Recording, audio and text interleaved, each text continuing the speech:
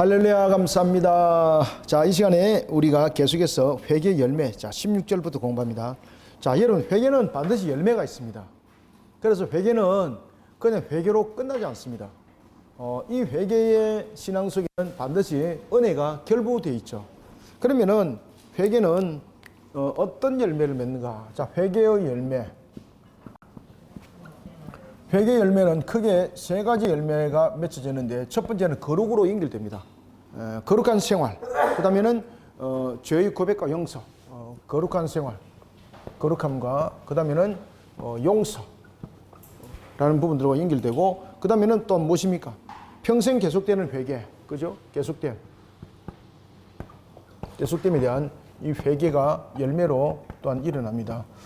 여러분들, 이런 내용들 속에서 전부 다 비춰지는 것이 뭔가 하면 하나님의 은혜가 이 속에 비춰지는 거죠. 하나님의 은혜. 이게 하나님의 은혜가 아니고는 이 회개 열매 나타날 수 없습니다. 그러면은 이 회개 열매는 신자와 불신자 속에서, 불신자도 그럼 회개 열매를 맺을 수 있을까요?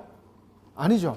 그죠? 신자와 불신자 속에서 맺어지는 하나의 공통된 내용이 아닙니다. 불신자 속에서는 열매를 맺지 않습니다. 그러면은 우리가 이 회개의 열매가 맺혀지는 근거가 어디에 있습니까? 근거가 보면은 예수님께서 이루신 십자가, 그 십자가 안에 이미 있습니다. 요한복음 19장 30절에서 예수님께서 무슨 말씀하셨습니까? 그렇죠. 다 이뤘다. 이 속에 우리의 과거의 죄와, 과거의 죄는 우리가 원죄에 관한 내용이라고 말한다면은 현재와 미래에 대한 죄는 무엇입니까? 자범죄죠. 그죠? 이 자범죄. 이 부분들이 십자가에서 이미 다 이루심이에요. 그러니까 이것이 근거가 되어서 이 회개의 열매, 회개가 이루어지고 이런 열매가 맺어지는 것입니다. 그러니까 이것을 우리가 한마디로 표현해서 하나님의 은혜다, 이렇게 말을 하는 겁니다. 자, 여러분들, 그러면은 이 회개는 제일 먼저 어디서 일어나야 되겠을까요? 자, 율법은 내면을 강조를 하나요? 외면을 강조하나요? 앞에도 우리 공부했죠? 외면입니다. 외면. 자, 그러면은 아담이 죄를 범했을 때에 그 죄의 순서를 한번 생각해 봅시다. 아담이 죄를 범했을 때에 아담과 하와가 죄를 범했을 때 그 순서가 어떻게 됐습니까? 내면에서부터 먼저 문제가 일어났죠. 그죠? 그것을 돌아보니 보암직도 하고 먹음직도 하더라. 내면이죠. 그래서 죄는 내면에서 일어나서 이것이 외면으로 옮겨지는 겁니다. 자, 그러면은 우리의 회개도 마찬가지입니다. 우리의 회개도 이와 같이 내면에서 일어나서 외면으로 옮겨지는 겁니다. 그러면은 내면이라는 것은 우리가 하나의 고백적 측면에서의 입술로서의 우리의 고백을 하는 거죠. 그런가 하면은 이런 부분에 대해서 외면은 무엇입니까? 우리가 행위로서 나타내야 되는 것입니다. 그래서 참 회개는 슈브라는 단어를 쓰는 거예요. 돌이켜서 완전히 하나님을 향해서 바라보면서, 저번에도 말씀드렸죠, 그죠? 나가는 것. 이것을 슈브라고 말하는 거예요. 슈브.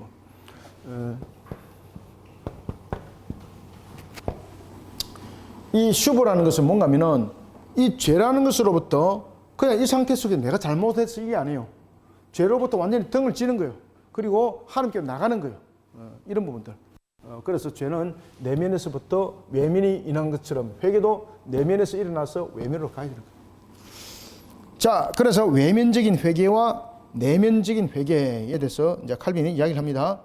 자, 봅시다. 성령께서는 우리의 회개를 재촉하실 때에 자주 율법 계계의 교훈이나 둘째 돌판에 있는 의무들을 우리에게 상기시킨다. 그러나 다른 구절에서는 성령은 먼저 우리의 속마음의 원천이 불결한 것을 정죄하시고 그 다음에 진지한 회개의 표지인 외면적인 증거에 대해서 언급하신다. 이게 뭔가 하면은 우리의 회개 순서예요, 여러분들. 이게.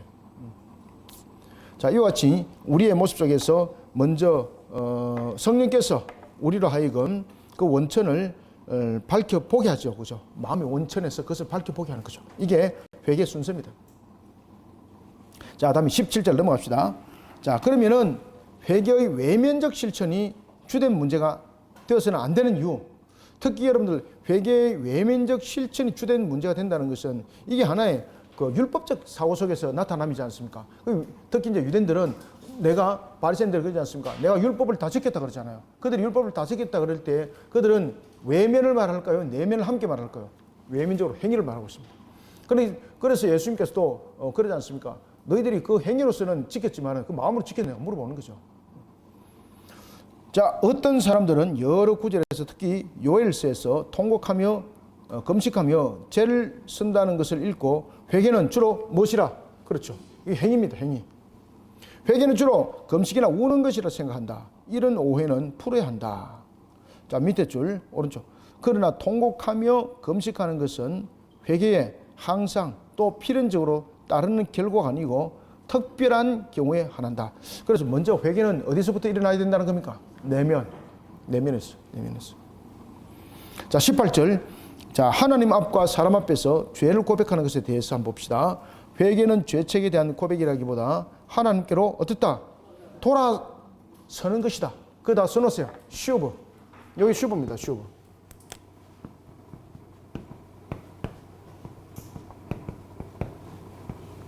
회개하여서 돌이키는 거.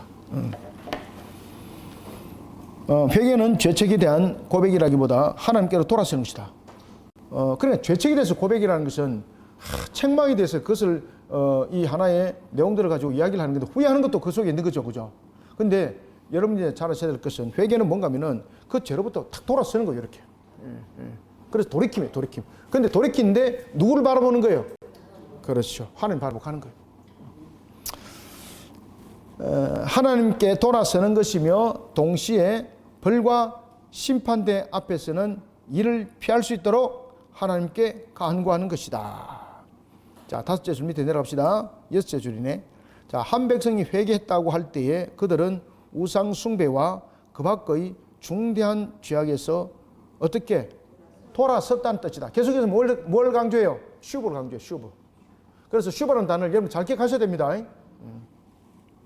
자, 셋째 줄 밑에 우리의 본성은 부패했기 때문에 우리는 평생을 두고 이런 회개에 계속해서 유의하지 않을 수 없다. 그래서 우리는 평생을 두고 이런 회개에 대해서 우리는 유의해야 될 부분들이 있습니다. 자, 19절 봅시다. 넘어가고 19절. 자, 회개와 용서는 서로 관련이 있습니다. 자, 회개할 때 하나님께서 우리를 용서하시죠. 그 용서는 기계적인 용서일까요? 아니면은 하나님의 인격을 전부 다 담보를 하고 있을까요? 인격을 담보를 하고 있거든요. 그런데 우리가 회개를 했을 때 하나님께서 용서해야 될 수밖에 없는 근거가 어디에 있습니까? 십자가 여기 있습니다. 여기 있습니다. 자, 복음이 회개와 죄 용서라는 두 제목으로 완전히 표현될 수 있는 것이 사실이면 주께서 자기의 백성을 값없이 어렵다 하시는 것은 동시에 자신의 영에 의한 성화를 통해서 그들을 진정한 의에 복구시키려는 것이 아닌가. 하나님의 나라가 가까이 왔다고 선포했을 때에 하나님의 나라라는 것은 죄의 용서와 구원과 생명과 그 밖에 우리가 그리스도 안에서 얻은 모든 것을 의미한다. 우리가 그리스도 안에서 얻은 것이 어디로부터 출발점입니까? 십자가. 그죠? 우리가 그리스도 안에서 얻을 수 있는 것은 십자가로부터 출발하는 겁니다. 물론 성육신화에서 온 것은 그 과정입니다. 그런데 결국은 우리의 얻을 수 있는 것은 결정판은 십자가입니다. 십자가가 부활이잖아요. 자, 셋째 줄 밑에 오른쪽. 믿음의 바른 대상은 하나님의 자비이며 이 자비에 의해서 죄가 용서되는 것이므로 믿음과 회개는 매우 조심스럽게 구별하는 것이 유익하다. 그래서 여러분 보시면은 믿음이 먼저 앞섭니까? 회개가 앞섭니까? 믿음입니다. 회개라는 것은 믿음의 상태 속에서 일어나는 이 하나의 결과물입니다. 이게. 그런데 이 회개가 먼저 일어나는 것으로 이야기한다면 이거는 이제 인간의 의지적 하나님께서 우리의 믿음을 안 줘도 우리의 의지가 회개를 결정할 수도 있다는 얘기예요. 이게 바뀌면 안 돼요. 그죠? 자, 이게 제가 이제 이 부분들을 굉장히 강조를 하는데, 자, 회개가 만약에 앞서고 믿음이 뒤에 간다면은 이거는요, 믿음은 액세서리예요. 이게 뭔가 하면은 믿음이 없는 상태 속에서 회개를 내가 결정한다는 이야기잖아요. 그러면은 나의 의지가 믿음도 만든다는 이야기잖아요. 그죠? 그러면 이것이 복합적 부분들에 대해서 결국 펠라기수 가는 거예요, 여러분들요. 믿음이라는 것은 우리가 회개할 수 있는 능력이 있다 없다? 회개할 수 있는 능력이 없다는 거예요. 이 속에서 강조되는 것이 우리가 죄를 지었을 때 나타나는 두 상황, 무엇이라고 그랬습니까? 여기 찍어졌네. 죄책은 죽음이고, 그 다음에는 오임이라고 했잖아요. 그 오임 속에서 전적 부패, 전적 타락, 전적 무지가 있는데, 그 전적 타락, 전적 무지 속에서 스스로의 믿음을 갖출 수 있는 그런 우리의 요소는 없습니다. 믿음이라는 은혜를, 그래서 믿음도 우리의 어떤 자발적인 요소 속에 나타나는 것이 아니라 우리의 인격적 요소 속에서 물론 이것이 나타나지만은 하나님께서 무엇을 베풀기 때문에, 그렇죠, 은혜를 베푸시기 때문에, 하나님께서 은혜를 베푸시기 때문에 우리 속에 믿음이 생성되어지고 그 속에서 회개라는 것이 등장하는 거예요. 그래서 회개와 용서는 서로 연관되어 있습니다. 믿음의 바른 대상은 하나님의 자비이며 이 자비에 의해서 죄가 용서되는 것이므로 믿음과 회개는 매우 조심스럽게 구별하는 것이 유익하다. 자, 20절. 어떤 의미에서 회개는 용서의 선행 조건인가? 자, 여러분들, 어떤 의미에서 회개는 용서의 선행 조건입니까? 자, 봅시다. 죄에 대한 정오심이 회개의 시초이며 그리스도를 아는 지식에 우리를 처음으로 접근하게 만든다. 따라서 우리는 그리스도 안에 있으려면은 회개를 목표로 노력하며 일생을 통해서 회개에 몸을 바치며 끝까지 회개를 추구해야 된다. 그리스도께서는 모든 죄인을 부르러 오셨으나 부르는 목적은 무엇입니까? 회개시키려는 것이었다. 그래서 회개는 용서의 선행 조건인가? 그러니까 회개는 용서가 먼저 아니죠. 용서가 있어서 그것이 조건이 됐기 때문에 회개가 일어나는 것 아니죠. 그러면은 그 회개보다도 먼저 앞서야 될 것이 또 무엇입니까? 믿음이라는 것이죠. 그죠? 그래서 이런 부분들은 우리가 구원의 서정 속에서 순서는 아니지만 이런 부분들은 절차상에서 나타날 수 있는 명확한 것은 구별을 하고 들어가셔야 돼요. 자, 그러면 회개와 용서를 받을 수 없는 죄들은 무엇인가? 대표적인 것이 뭡니까? 성령 회방죄잖아요. 그죠? 자, 용서를 받을 수 없는 것은 무엇인가? 21절 봅니다. 회개는 값없이 거저 주시는 하나님의 선물이다. 자, 그러면 회개는 모든 사람에게 다 주나요? 모든 만민에게 다 주나요? 아니죠. 오직 신자들에게 하나님께서 은혜를 베푸셔서 신자들에게만 주어지는 것이 회개인데, 이 회개를 발판으로 하기 위해서는 반드시 믿음을 수반하는 것이죠. 회개는 하나님께 주시는, 그래서 특별한 선물이다. 여기서 선물이라는 것은 우리의 인간의 의지로 만들어가는 것이 아니라는 뜻이에요. 자, 요거에 밑줄을 명확하게 쳐놓으세요. 회개는 하나님께 주시는 특별한 선물이다. 이 특별한 선물을 향해서 우리는 무엇을 말하고 있는 겁니까? 특별 은혜. 우리의 구원은 일반적 은총인가요? 특별 은총인가요? 그렇죠. 특별 은총. 그래서 우리는 특별 은총 가운데 주어졌습니다. 그래서 특별 선물이라는 것은 주는 사람도 있고 안 주는 사람도 있다는 거예요. 누가 특별하다는 거예요? 그렇죠. 신자를 특별하다고 말하는 거예요. 그래서 여기서 특별한 선물이라는 것은 신자들에게만 준다는 거예요. 신자들에게만. 자, 바로 밑에 줄 오른쪽 끝에 그러나 권고의 효과는 거듭나게 하시는 성령에 달렸다. 자, 그런데 선물을 주는 것으로 끝나는 것이 아니라 이 선물을 주면서 성령께서 우리에게 효력을 발생시키는 거죠. 그러면은 이 회개는 먼저 회개가 일어나는 것이 아니고 성령께서 우리에게 믿음을 다해 주시고 회개케 하는 거예요.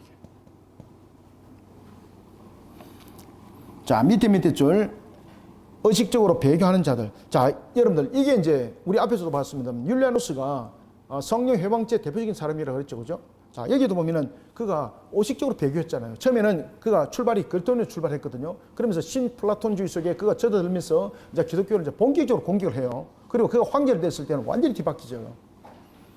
그러니까 이런 식으로 이제 의식적으로 이제 배교를 하고 자신이 아는 진리를 의식적으로 모반을 하고 이런 그 내용 속에 있는 자들을 우리 성령 회방죄라고 이야기를 하는 거예요. 의식적으로 배교하는 자들에 대해서 사도는 이런 벌이 있으리라고 위협한다. 이것은 복음에 대한 믿음을 버리며 하나님을 조롱하며 그의 은혜를 멸시하며 그리스도의 피를 모독하며 짓밟으며 참으로 힘을 다하여 그리스도를 다시 십자가에 못 박는 자들이다. 이게 누굽니까? 이 성령 회방죄입니다. 이거 성령 회방죄. 성령 회방죄는 용서받는다 못 받는다? 왜 못 받죠? 마귀의 세력입니다. 마귀의 세력. 그렇기 때문에 그들에게는 어떤 구원에 따른 회개가 없습니다. 창세기 3장 15절에서 마귀는 바로 심판이잖아. 그죠? 똑같습니다. 자, 결론은 어떤 죄에 대해서도 용서를 받지 못할 일이 없으나 한 가지 죄만은 예외라고 할 수 있다. 이 죄는 절망적인 광기에서 생기는 것이므로 연약하기 때문이라고 할 수 없으며, 아시겠죠? 어디에 속했기 때문에? 그렇죠. 마귀에 속했기 때문에. 그 사람이 마귀에게 사로잡혔다는 것을 분명히 보여준다. 자, 22절. 자, 용서할 수 없는 죄. 자, 둘째 줄. 오스틴은 이 죄를 정의하기를 용서를 믿지 않고 죽을 때까지 계속 고집을 부리는 것이라 한다. 그러나 이런 정의는 그리스도께서 이 죄는 이 세상에서 용서를 받지 못한다고 하신 말씀과 완전히 일치하지는 않는다. 밑에 줄. 만일 오스틴의 정의가 옳다면 죽을 때까지 계속되지 않으면 그런 죄가 되지 않을 것이다. 밑에 줄. 하나님의 진리의 조명을 받아 무지를 주장할 수 없게 되었으면서도 악한 의도로 하나님의 진리에 항거하는 사람들은 무엇을? 성령을 거스리는 죄를 짓는 것이다. 이게 뭡니까? 성령 해방죄. 지금 계속해서 성령 해방죄 이야기하고 있죠, 그죠? 이 성령 해방죄.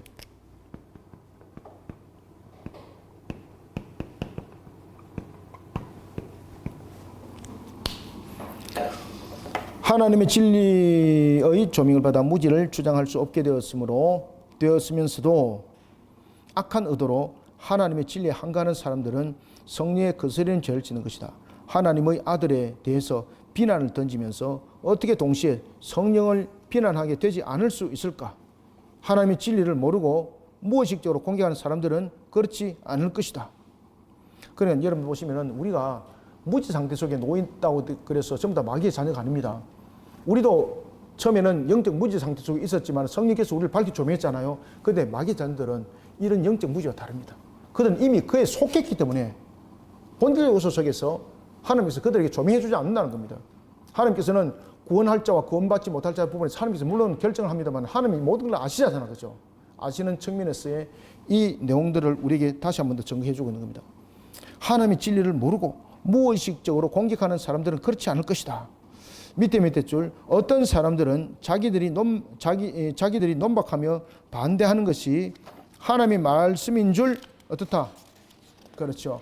확신하면서도 그 양심이 여전히 반대를 계속한다. 이런 사람들은 성령의 사역인 조명에 반응하기 때문에 이러한 것을 무엇이라? 성령을 거스러 회방하는 것이라고 한다. 그래서 성령 회방죄는 용서를 받을 수 있는 길이 있습니까? 없습니까? 없습니다. 왜? 성령 회방죄를 통해서는 무엇을 구별하고 있는 겁니까? 마귀에 속한 자들이 이와 같이 성령 회방죄 속에 있는 겁니다. 자, 23절 봅시다. 자, 그러면 두 번째 회개는 있을 수 없다는 것은 무슨 뜻인가? 여러분들, 우리가 그 원죄와 자본죄에 대해서 이야기를 할 때 자본죄는 지속성을 가지고 있잖아요. 근데 원죄는 단회성이잖아요. 그런데 원죄에 대해서 우리가 오늘 구원받았는데 내일 이탈돼가지고 다시 또 우리가 회개했을 때 그 용서는 있는가? 이거는 무엇인가 하면은 우리의 판단과 우리의 결정에 의해서 구원은 되고 되지 않는다는 그런 뜻이거든요. 다시 말하면 여기서 두 번째 회개는 뭔가 하면요. 우리가 예수 그리스도를 믿는 믿음 속에서 하나님께서 우리를 은혜를 베푸셔서 우리가 구원의 반열에 이른 것이 아니고 우리가 결정하는 겁니다. 결정하는 거. 그래서 이 두 번째 회개는 있을 수 없는 것입니다. 왜 그럽니까? 그럼 두 번째 회개를 하려면 다시 말하면 주님이 다시 십자가 못을 박아야 되잖아. 그죠? 그러니까 주님이 얼마나 바쁘겠습니까? 오늘은 구원받은 것 같다가 내일은 구원이 안 된 건데 또 오늘 또 구원받으면 또 하늘에 계시다 또 내려오셔가지고 또 성령신 하셔가지고 또 죽으시고 막 1년 365일만 나았다 죽었다 나았다 죽었다. 두 번째 회개는 있을 수 없다는 것은 무슨 뜻인가 봅시다. 사도가 말하는 것은 한두 번 하는 타락이 아니고 버림받은 자가 구원을 버리는 그 보편적인 반역임을 이해할 것이다. 이해됐죠? 그죠? 그래서 이 속에서 강조되는 것이 무엇입니까? 자, 인간의 의지가 이 부분들을 결정한다는 뜻이에요. 인간의 의지가. 구원에 대해서 인간의 의지가 그것을 결정한다는 것입니다. 결정. 지금 이 본문의 내용들은 두 번째 회개는 바로 이런 내용들을 담고 있는 겁니다. 그래서 버림받은 자가 구원을 버리는 그 보편적인 반역임을 이해할 것이다. 요한이 여기서 반대하는 사람들은 일단 그리스도 교회에서 떠났으면서도 다시 돌아올 수 있다고 믿는 사람들이다. 이게 뭡니까? 의적 결정입니다. 의적 결정. 선호십시오. 의지적 결정.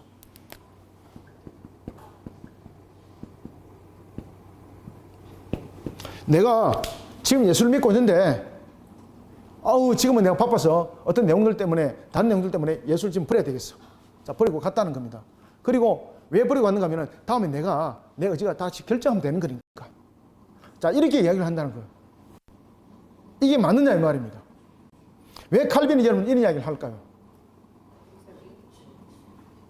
펠라기우스의 그 의지적 결정들 내용들이 4세기에서 분란을 일으킨 것만이 아니고 그것이 16세기에도 아주 지대한 영향을 끼치고 있는 겁니다. 자, 여러분 이런 펠라기우스의 영향과 알미누스에 대한 그런 영향들이 지금도 여러분 영향을 끼치고 있잖아요, 여러분들요.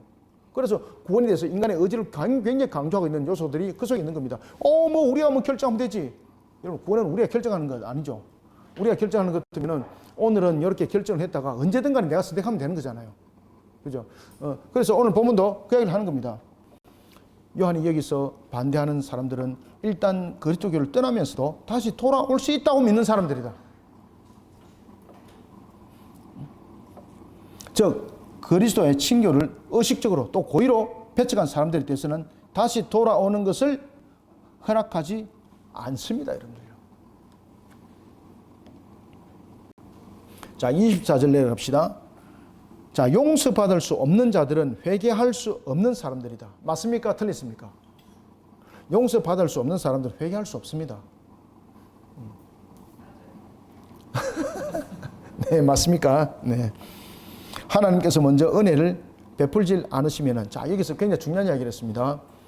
먼저 하나님께서 은혜를 베푸셔야 되는 거예요. 하나님께서 먼저 은혜를 베푸지 않으시면 사람의 마음은 개선되지 않습니다. 왜? 전적 부패, 전적 타락, 전적 무지 속에서 우리 스스로 개선될 수 있는 여력은 없습니다. 그런데 로마 가톨릭은 스스로 개선될 수 있는 것을 계속 이야기하죠. 나중에 이걸 잘 기억하셔야 됩니다. 나중에 칼빈 뒤에서 이제 그 이야기를 로마 가톨릭 까놓고 이제 바로 까버립니다. 그들이 속된 말로 말하면 고해성사, 그죠? 신부들에게 고해성사 하는 거 맞느냐? 오늘 보면 그거 하거든요. 고해성사 맞느냐? 그러면 그들이 말하고 있는 그 구원에 대해서 인간의 의지 속에서 그들은 이야기를 하고 있는데 이것이 맞는가? 그러면서 그들은 성경을 이야기를 하고 있는데 그것이 정말로 맞는가? 그들은 반성경적이다. 여러분, 로마 가톨릭은 성경책을 폈을 뿐이에요. 아시겠습니까? 그들은 성경책을 폈을 뿐이에요. 우리는 성경 속에 우리의 신앙이 있잖아요. 그들은 성경책을 폈을 뿐이에요. 그들은 자신들의 교리로서 성경을 활용할 뿐이지 우리는 하나님의 말씀을 쫓아가는 우리의 내용이 그 속에 있지만 본질적인 요소가 우리와 완전히 다릅니다. 그래서 그들이 성경을 바라보는 방향들은 바로 교회가 성경 위에 있습니다. 교회는 무엇입니까? 교회는 하나님이 아닙니다. 그들이 말하는 교회는 교권주의자들, 주교들을 말하고 있는 겁니다. 아시겠습니까? 그들이 결정을 짓는 겁니다. 그러니까 교회라는 이런 단체 속에서 성경을 결정지었다는 이야기예요. 그러니까 교회 결정적 요소가 성경에도 결정적 요소라는 거죠. 그래서 그들은 성경을 폈을 뿐이에요. 우리는 성경을 바라보면서 하나님의 말씀이라 변할 수 없는 정확무한 말씀이라 그러잖아요. 그들은 정확무한한 단어를 쓸까 안 쓸까요? 안 씁니다. 그들은 성경을 많은 곳에서 수정했죠. 언제 수정했습니까? 이 교황들이 이게 생각을 해보다가 좀 빼딱선을 타기 시작하면은 이건 바로 수정이 됐던 겁니다. 어떻게 했습니까? 세 가지 요건이 형성되면 된다 그랬죠. 보좌에 앉고, 그 다음에 삼중간을 쓰고, 지팡이 호를 딱 들고 있으면은 대리자가 되는 겁니다. 아시겠습니까? 대리자가 돼서 성경을 바꿀 수 있습니다. 그러면서 그들이 10계명 다 바꿨잖아요. 2계명 없애버리지 않습니까? 왜? 우상에 대한, 마리아 숭상에 대한 부분들이 2계명에 저촉이 됐거든요. 그 다음에 그들은 하나의 성인들이라는 그 하나의 형상들을 만들었잖아요. 제2계명에 저촉이 되거든요. 지워버렸어요. 그러니까 10계명을 만들어야 되잖아요. 그래서 10번째 계명을 둘로 쪼개버렸어요. 그래서 그들은 10계명입니다. 우리의 10계명과 그들의 10계명은 다릅니다. 제가 누누이 말씀드렸던 것처럼 마리아를 신성화하기 위해서 특히 이제 피오스 5세는요, 이것을 교령으로 그들이 만들었죠. 어떻게 했는가? 마리아에 관한 것을 다 지워버렸습니다. 마리아가 신이기 때문에 신을 낳았다는 거예요. 이게 교리입니다. 마리아가 신이기 때문에 신을 낳으면은 아이가 태가 있으면 안 되잖아요. 그래서 그림에도 무엇을 지었을까요? 배꼽을 지우도록 했습니다. 그래서 여러분들 르네상스 시대 단지 그런데 마리아의 그림 보시면 배꼽이 없어요, 여러분들. 없습니다. 마리아를 신성화 속에서 지어버린 자는 용서하지 않겠다 그랬습니다. 그래가지고 성경에서 마리아가 여러분들 예수님 외에 젖동생 낳았잖아요. 예수님께서 여러분 잘 아시는 것처럼 성전에 있을 때도 회당에 있을 때도 찾아다녔잖아요. 그 형제들 없습니다. 다 죽었습니다. 왜? 신이니까 신만 낳아야 되지. 그죠? 그러면은 예수님도 하나님의 아들인 것을 인정하는데 신이기 때문에 신을 낳았다는 거죠.